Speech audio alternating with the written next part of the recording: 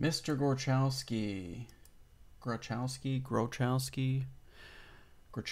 I believe is how you pronounce it. I was playing black, final round. All right, if you enjoy this kind of content, please make sure to like and share. This was a very fun game. It does show me that you enjoy this type of content and you want to see more of it. I enjoy doing it as long as people are getting something out of it. So thank you very much, and let's get into the game. All right, I played Mr. Robin Grochowski. I think a lot of players in Wisconsin have either played him or Mr. Coons. They're two of the most active players who have played probably the most games and the most tournaments, because they both play on Wednesdays and Thursdays at two different clubs, and they're also usually playing on the weekends.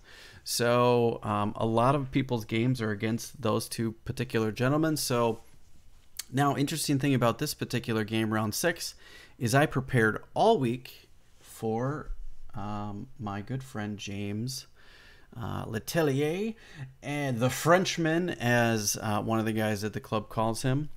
And I had all kinds of wonderful things prepared for him as playing the black side. I was going to fire off a Dutch, and I had some other things prepared in case I wanted to try something fancy or tricky against James, but I believe he's in chat, actually. Yes, he is. So I was going to try to trick him and play something different that he was maybe not used to, and I thought, you know what? No, I'm going to just go into something that I know because I'm more familiar with it, and tricking him might also be bad for me. So I was going to play a Dutch, and I felt like he had some lines prepared, and I studied a lot of those particular lines in depth very, very greatly. But to our surprise, and no surprise sometimes, the pairings changed, and I ended up getting Robin because someone above all of us dropped out of the tournament in round 6. So I got a completely different game than I had studied for all week. And we got into a French. Now, this is one of the first times I'm actually playing a French against the King's Indian attack. Now, I played this the wrong way. I should have played this. Instead of playing it like an advanced French, which is what I wanted, and he did not go into it, I feel like I should have actually done this. Just in case he played this. Because then I can play more of a Rubinstein type of system. And then he would have been out of his deal. Now, the other thing that he could have potentially done is after D takes E, he could have also played D takes E.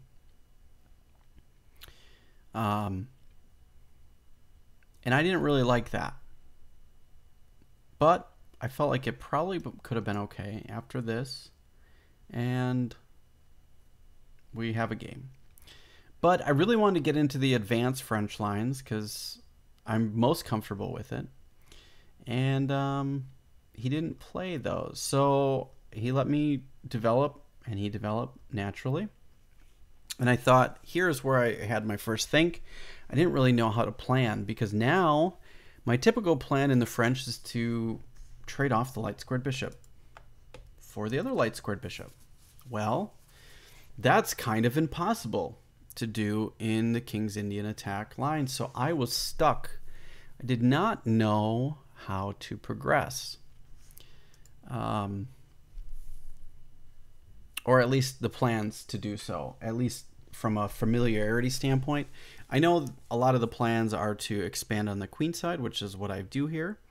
And the best book line is b5, which I did play, so I'm happy to have seen that. So yay me for following book lines. Expanding on the queen side, that's where my pawns are pointing, so play on the side you have the most space. That's what the rules say. Reaper's Void 123, thanks for the follow. Thanks for coming out, hanging out with us. And yeah, so I played b5 here, which is a book move, so I feel pretty awesome about that. And he played e5, and I played knight d7, and if you look right now, I'm getting kind of into a French. I'm getting what I want at this point. I feel pretty good about following book lines, and we're on move 9 right now. And he plays knight f1, which to me looked like a weird move, but it's been a while since I've seen a King's Indian attack, and I totally forgot this was a theme. It is a completely awesome move. It's kind of defensive and also attacking at the same time. So you have all these pieces covering here, but this guy also has the potential to come up into the center really fast. So, and here I should have played a5, and I did consider it. I really did. I considered I considered a5, and it is the book line, but I didn't play that, unfortunately. Hello there, how are you? How is chess? Chess is awesome. I am great. How are you? Yeah, so I should have played just a5 and followed the book line and went from there. I did not do that. I played f6, and this is the first time we're out of book. I do know that this is kind of an idea of what I've had in other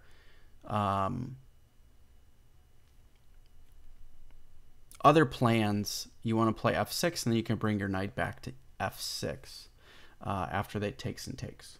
And that's what happened here. And the reason it works and is okay is because the rook is coming in here, but we can save that. Now, I feel like this was probably the wrong plan in this particular instance.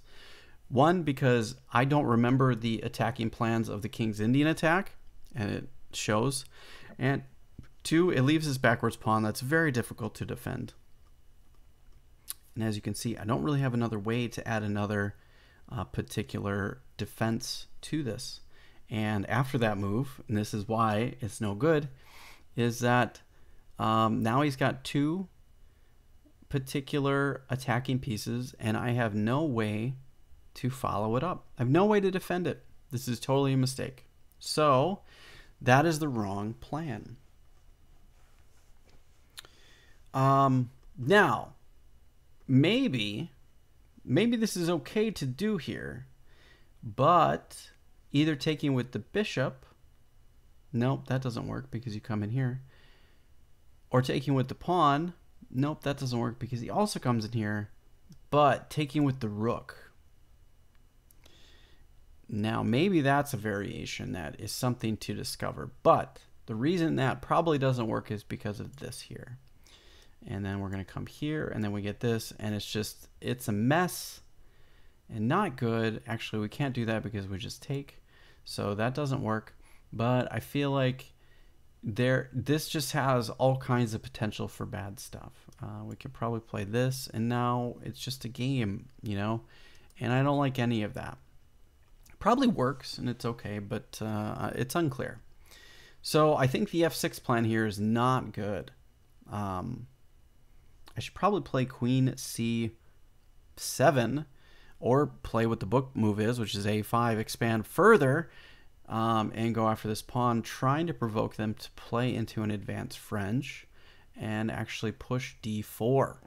That's probably the idea, which would, I feel like playing this would have been probably a better idea, because I've got three pieces on. He's got to do something. So if he plays bishop, okay, that's fine.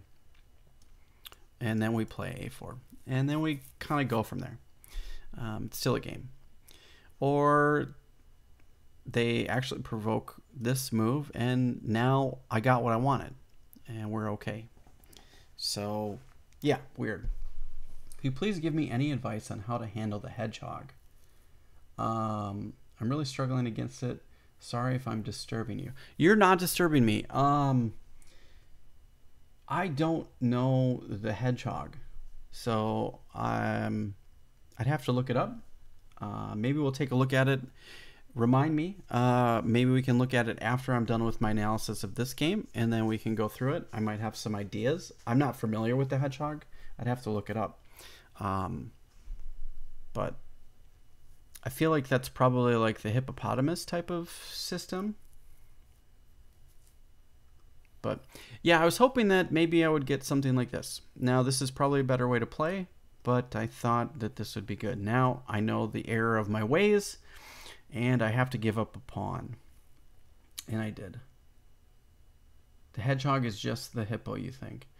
If that's it, then we can... I actually just went over a game against the hedgehog, and you can kind of see what I did.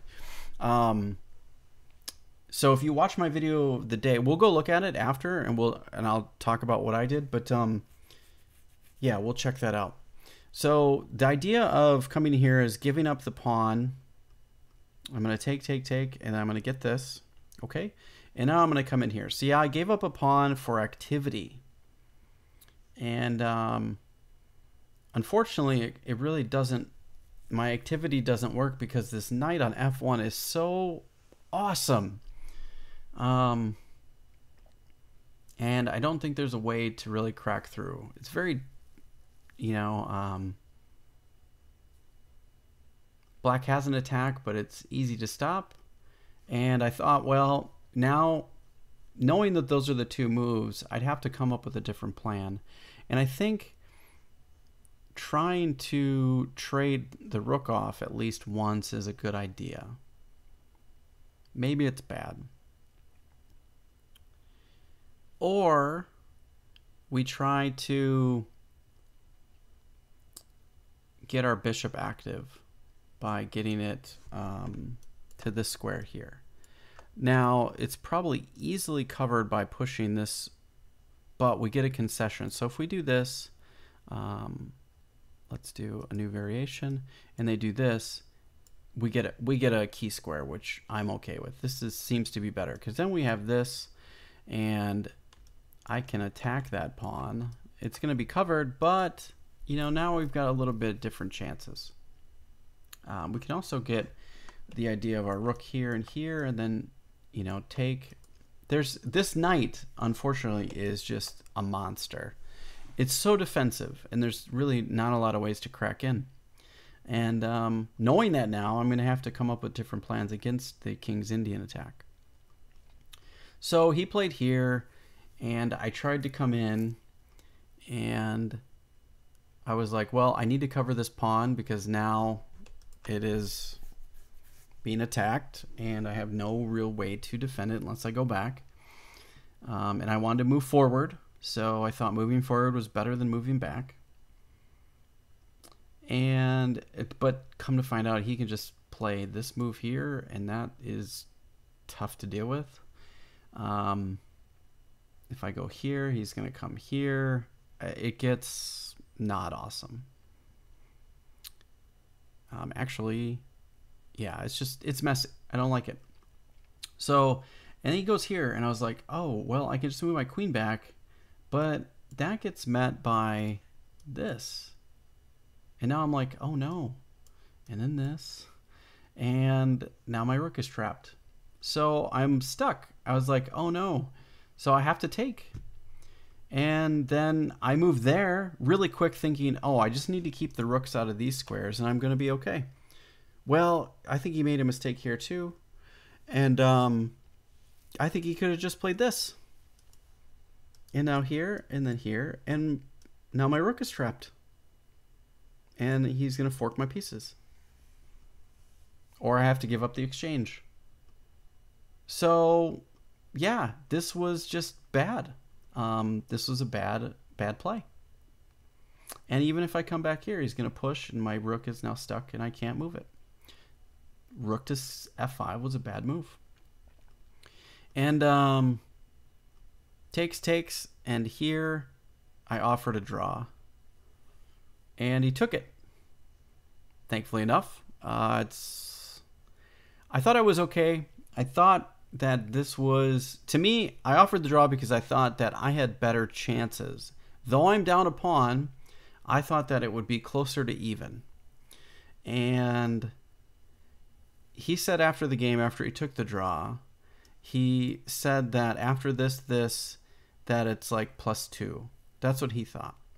And he's a little bit off, but it's like 2.5. So yeah, I don't know why he took the draw. I think he was at his floor and he said he's just going to give me the pieces, or give me the rating points, because he did poorly in this tournament and he felt bad for me. Okay, I guess. I feel good. I felt like this was equal because his bishop had to be liberated. And I thought that it would be difficult for him to do so. And I thought that it would be, even though I'm down a pawn, that I had a lot more space than he did.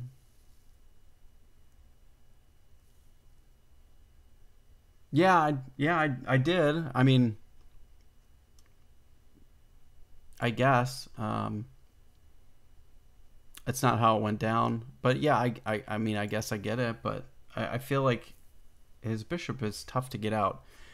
Engine wise, yeah, I'm sure it's really easy to get out, but I saw it being stuck and not being able to move very easily. Yeah, okay.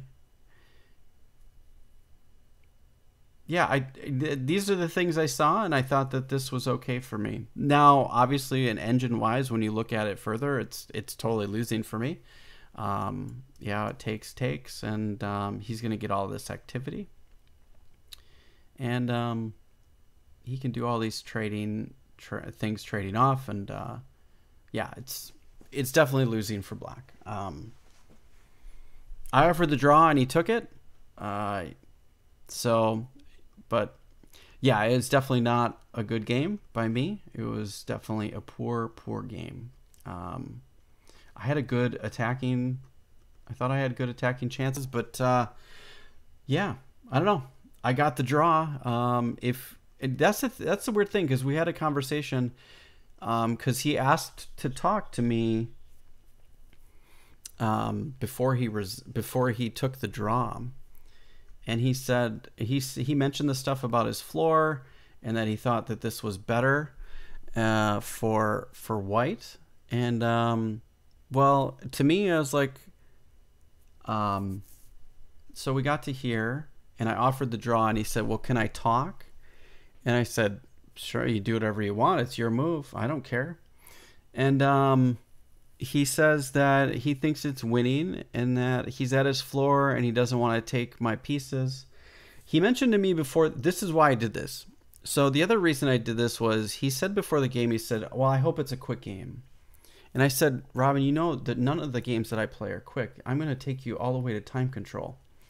So I knew that in his head, he wanted to leave. So I used that as well in this position, knowing I know I'm down a pawn. And objectively, I'm looking at it, and yeah, maybe there's a way to liberate the bishop, but he still has to figure that out. And even after the rook trade, I felt at this point that it would still be difficult to make progress and liberate the bishop. And he still has to figure that out. And I know that my opponent doesn't necessarily like playing endgames, and I do. So even being a down a pawn, I feel like I have better chances in this position. Now, against an equal player that really enjoys endgames, I feel like this is probably totally lost. Now, if I play this against like Evan or James or some of the people in chat here, this is probably losing. This is totally lost for black, right? Yeah, I don't think there's many chances. I'm sure you can get that out pretty quickly. It's black's, whose move is it? Yeah, I mean, you don't even have to do that. You just do this. And the bishop's getting out. I have to move my rook back. So, yeah.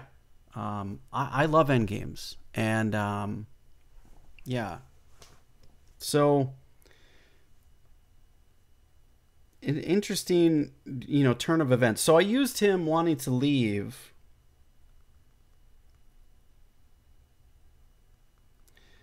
Sorry.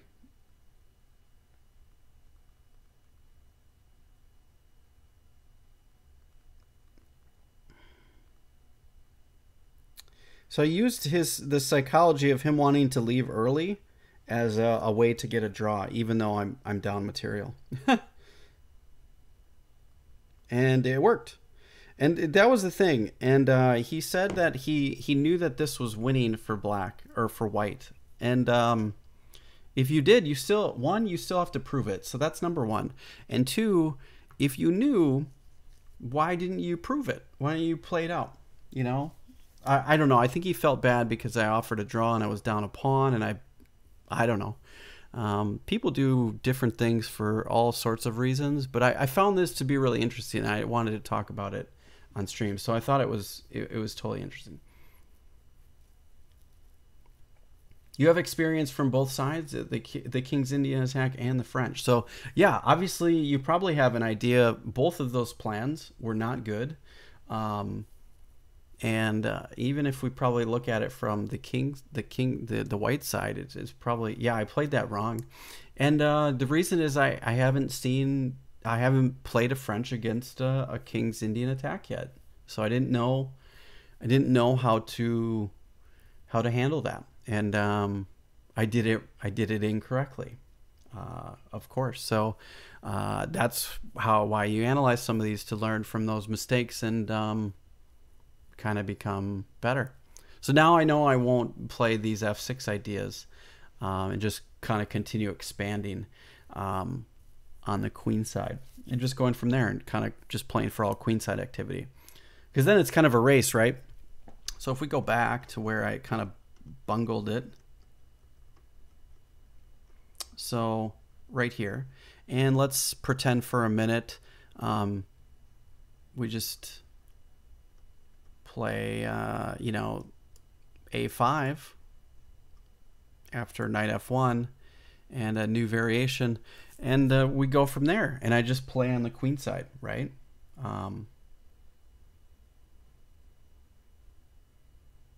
Yeah, not castling too, that's also an idea. Sure. Yeah, I did also consider that. Trading these pawns off, or maybe just bringing my knight back and doing this type of thing. Yeah, these are all ideas. Or maybe not castle at all, just staying in the middle. I have used those tactics in other French systems before too. So yeah. Yeah, results don't matter. I mean, you're trying to get rating points, they do, but you know, I'm trying to improve. I want to understand the opening and my middle game plans, and I didn't do well in this game, but I learned from it, and I won't make those mistakes again. So that's what it's about for me, and the rating points will come.